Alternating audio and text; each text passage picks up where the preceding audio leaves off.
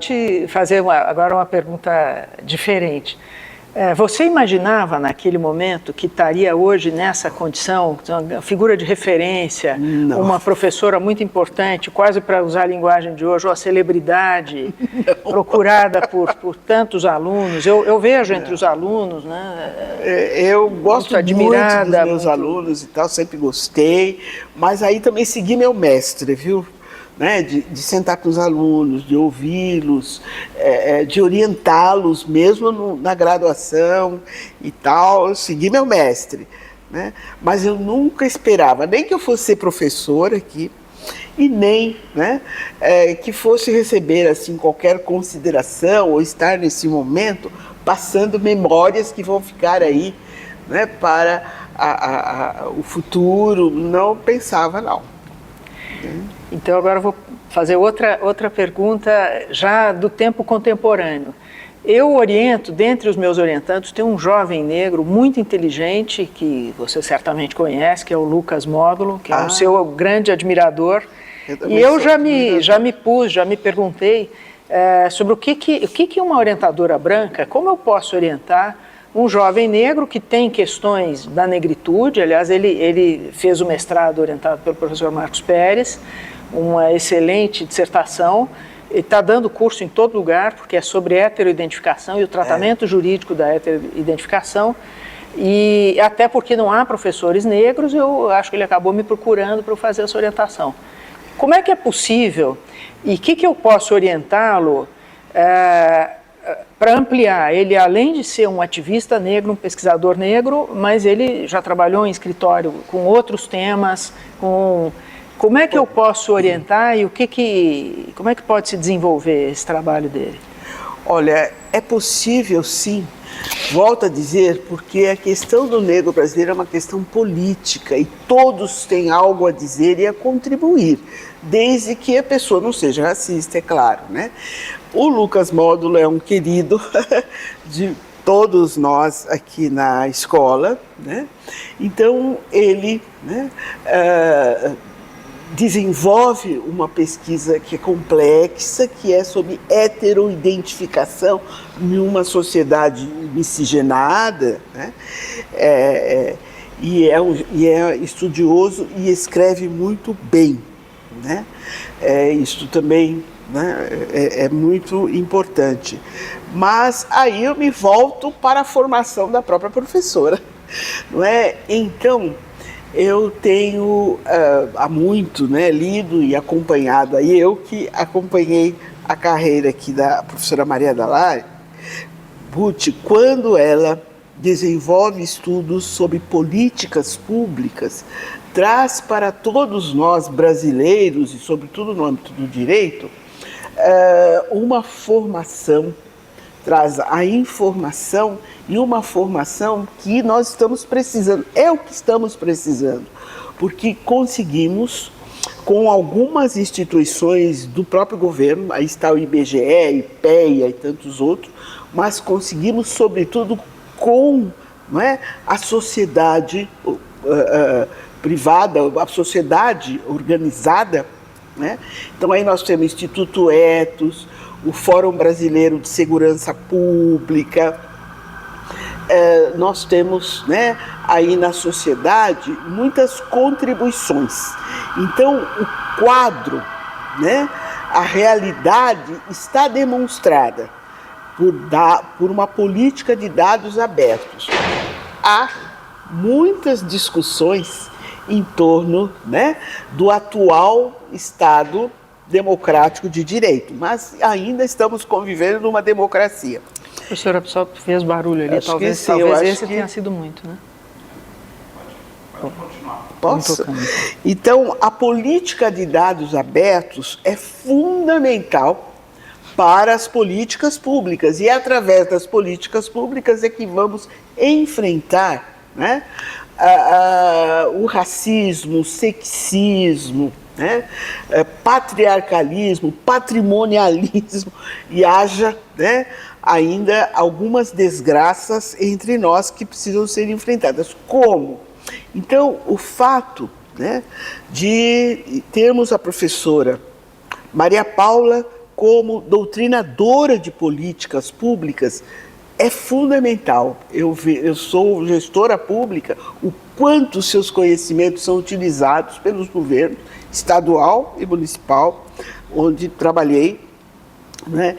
Então, o que vejo, né, o governo interessado em conhecer uma realidade que é, para começar, a política pública precisa ver o estado da arte. Mas como vão conhecer? Política de dados abertos. Os dados, os informes precisam ser disponibilizados para a sociedade civil e para as entidades do próprio Estado, e aí a gente tem o quadro de uma realidade. Aí vem uma fase de planejamento, a necessidade sempre, né, de legislação, aí vem o desenvolvimento de uma política pública, e é aonde o Brasil vem falhando, né? Há desgovernos, né, na instituição da política pública, mas sobretudo na execução das políticas públicas, práticas de desgoverno. Por isso, não enfrentamos ainda devidamente a proteção ambiental, o fim, né, dessa discriminação racial e etc. Mas as suas contribuições enquanto políticas públicas fundamentais, é o caminho na democracia. Muito obrigada, professora. Uma vez eu vi numa palestra um comentário sobre a questão da igualdade e da desigualdade a respeito de um assunto que você até já tocou nessa entrevista, que é uma tensão entre os movimentos, o movimento negro, o movimento de mulheres, e até para a gente pôr aqui um pouco mais de tensão nisso, agora, não muito tempo, saiu no jornal um artigo sobre o movimento da parditude, tem a ver com isso que você acabou de comentar sobre a miscigenação no Brasil, e aí há duas visões, segundo eu entendi, uns achando que isso é um fator de divisão do movimento negro, e a autora que defende esse movimento entendendo não, que é uma especificidade que segue a linha dos movimentos. O que você diria sobre essas tensões entre os movimentos e como harmonizá-las? Eu acho que faz parte, é preciso harmonizá-las, mas eu acho que faz parte, né? Porque as pessoas são iguais para o exercício de direitos e tal, né? Mas são pessoas, então têm as suas ideologias, seus interesses. No caso das mulheres, as mulheres são múltiplas, então, né, surge o feminismo e tal, mas o feminismo negro também não foi muito bem recebido pelos próprios homens negros, dirigentes dos movimentos negros, não. Né? Então, o machismo também entre os negros, etc. Então, não é uma tarefa simples, precisa realmente ser enfrentado, né?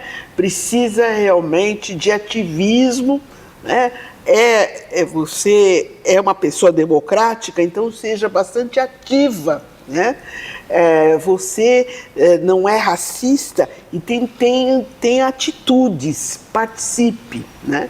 E é claro que nós vamos encontrar entre os brasileiros o tal colorismo. Nossa, tem pessoas de todos os tipos e todas as cores no Brasil, porque, né, o Brasil assim se formou. Essa é a nossa moeda de troca, é o nosso, né, como nós vamos enfrentar o governo Trump e todos aí, né? Essa escola recebeu há uns 15 dias 8 professores peruanos. Foi um encontro muito bonito. Eu estava numa aula, estou auxiliando o professor Paulo Casella numa disciplina. Então, essa disciplina, né, no horário aqui de manhã, vieram esses professores. E eles se referiam muito ainda a questões de limites, né, entre os diversos estados aqui da América Latina e tal, né? E aí, nas discussões, chamou muito a atenção de como explorar a natureza tão farta, tão especial que há aqui na América Latina, e que é muito mais importante do que o estabelecimento de fronteiras, porque, na verdade, não há fronteiras, não é? Então, nós precisamos nos irmanar enquanto povos latino-americanos que temos, nossa, história e experiências em comum e os tipos humanos muito variados e muito coloridos. Então, será que aqui no Brasil, esses movimentos do chamado pardo, né, que é uma pessoa que tem alguns fenótipos brancos, alguns fenótipos negros, fenotípicos, né, brancos, fenotípicos negros e tal, como fica tudo isso? O ser humano é cabeça, é pensamento, é preciso sim, né, ter consciência racial. E quem é que tem consciência racial? É quem tem informações, né, do protagonismo negro, e aí é o negro, é o africano que contribuiu para esse Brasil. E não foi só ele. E aí nós temos toda uma herança europeia também, no idioma, né, no direito e na cultura também. Né? Então eu acho que é preciso muito diálogo, né? É preciso que quem tem liderança social e tem um grupo de pessoas que o segue, sentar para discutir.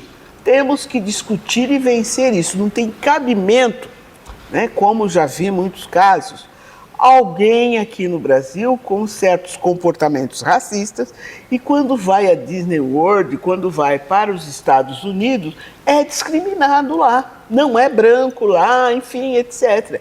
Então, acho que nós somos mesmo latinos ou somos outro tipo de pessoas e é assim, né, que precisamos discutir francamente, abertamente.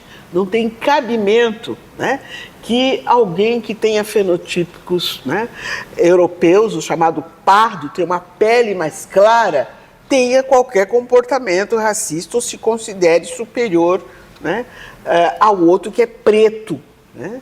Não, entre nós, brasileiros, não tem cabimento isso, entre nós, latino-americanos, que aí entra uma comunidade indígena, né, numerosa e respeitável, nós temos que entrar no entendimento. Nós temos que entrar no entendimento. Atentem para a política desenvolvida pelo governo Trump. Professora, para a gente, fechar com o nome do programa, que é Projeto Memória, queria registrar alguma memória da sua relação com a faculdade, algum momento especial, algum evento? Olha, talvez essa sala aqui, né? Porque a minha dissertação de mestrado foi aqui, né? Meus pais ainda eram vivos e eu estou aqui sentada, mas eu me lembro deles sentadinhos ali chorando de emoção, né? Foi um momento muito importante na minha vida. Depois veio o doutorado, aí meu pai já tinha falecido e tal, foi aqui mas a minha mãe também? Presente, também. Aqui também nessa mas sala. Minha mãe presente, né? Também ali presente, e eu vinha com uma experiência já na advocacia pública, porque integrei os quadros da Empresa Metropolitana de Planejamento da Grande São Paulo, a Emplasa, né?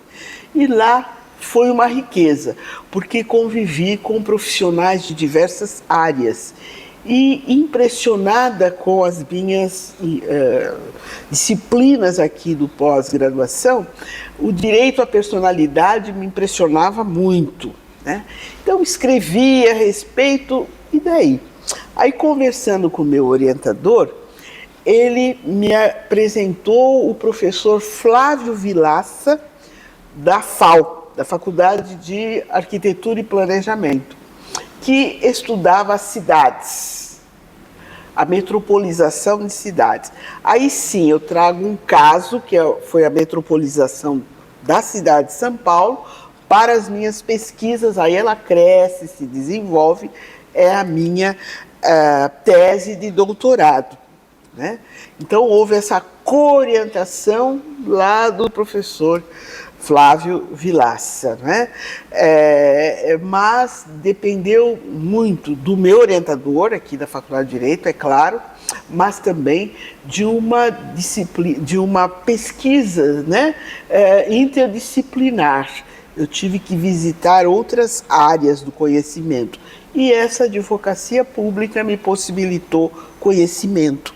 Aí fui para frente. Professora, uma pergunta, uma curiosidade, porque eu me lembro quando eu comecei a estudar o antirracismo, eu tomei contato com um depoimento da Sueli Carneiro, de quando ela foi à África, e a imensa emoção que ela teve foi para a conferência de Durban. Tem uma palavra que eles usam, acho que é os retornados.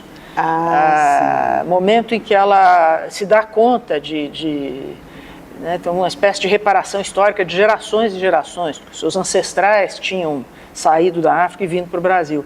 E eu tinha curiosidade de saber se você já foi à África, se tem projeto para ir. Não, tenho projeto, mas nunca fui. Mas tenho na Sueli Carneiro, não é? Em algumas lideranças do movimento negro, muito respeito, porque foi justamente essa conferência em Durban, né, que propiciou um diálogo entre os negros da diáspora, né, de toda a América Latina, inclusive norte-americanos também, mas o número de brasileiros, né, o Brasil foi o que foi melhor ou maior representado na conferência lá em Durban, né, África do Sul, pelo número de brasileiros que foram. Acho que era o primeiro governo, a primeira gestão do governo Lula, então houve muito empenho do governo em que o Brasil fosse lá muito bem representado. Mas aí sim, eu vi e assisti muitos colegas, professores, intelectuais, né, se né, aí, cotizando, etc., né, para poder participar da conferência. Valorizou-se esse momento e é a partir dele que temos uma outra lei nacional valiosíssima, que é o Estatuto da Igualdade Racial. Mas não apenas nós temos, o México também tem, a Colômbia também tem, outros estados aqui da América Latina têm, né, a sua lei nacional contra a discriminação racial, já com propostas, né, para uma equidade racial, e graças, né, a esse encontro. Tanto que a doutora Edna Roland, brasileira, né, foi a secretária desse encontro internacional, votada, mas também pelo número significativo de brasileiros que estavam lá para discutir, né, a chamada diáspora negra, né? Vieram escravizados. E depois, como vem ocorrendo a cidadania do negro brasileiro? Exatamente, né? Como ocorre a discriminação racial? Qual é o posicionamento dos governos diante da discriminação racial, né? Então, esse evento foi muito importante. Não fui, mas acompanhei, tive muitos amigos que foram, mas ainda irei à África, em algum estado africano, principalmente Angola, porque o meu bisavô, né, meu bisavô paterno era angolano, né, de Benguela, o Vicente de Benguela, era meu avô, foi meu avô, né, bisavô lá. Então, era africano, então vou lá. Assim seja, e conte para nós quando for. Vou escrever essas memórias. Sem dúvida. Bom, foi uma conversa muito boa, eu acho que todo mundo que assistir vai ter contato com essa grande professora, que é Eunice Prudente, que deixa um legado muito grande na faculdade, ainda é uma professora sênior, muito atuante, está atuando na pós-graduação e, pelo que eu estou vendo também, colaborando em disciplinas de graduação. Brasileiro. Atua nesse momento no Tribunal de Contas do município, foi secretária de Negócios Jurídicos da Prefeitura de São Paulo, exerceu vários cargos, teve uma trajetória importante na Escola Superior de Advocacia da OAB.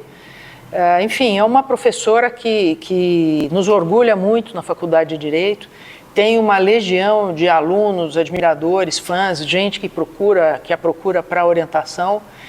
Então, eu acho que esse projeto Memória é uma grande oportunidade. Quero deixar um registro ao professor Scaff, por ser o mentor, o patrocinador desse projeto, e devolver a palavra para a professora Eunice para suas palavras finais, para sua despedida. Eu também quero agradecer o professor Scaff por cuidar, né, da nossa memória, né, e toda a direção da Faculdade de Direito. Agradecer aqui a professora Maria Paula, né, esse momento aí muito feliz da minha vida por poder relatar, né, a minha experiência, as minhas experiências. Muito obrigada. Foi ótimo, obrigada.